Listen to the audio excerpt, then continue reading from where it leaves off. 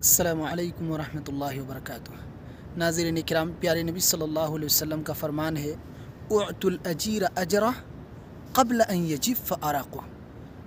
इब्न माजा की रिवायत है, नबी सल्लल्लाहु अलैहि वसल्लम इरशाद फरमाते हैं कि मज़दूर को उसकी मज़दूरी दे दो उसका पसीना सूखने से पहले पहले। इस सिलसिले में बाज़ लोगों का रवैया इंतहाई ख़राब है।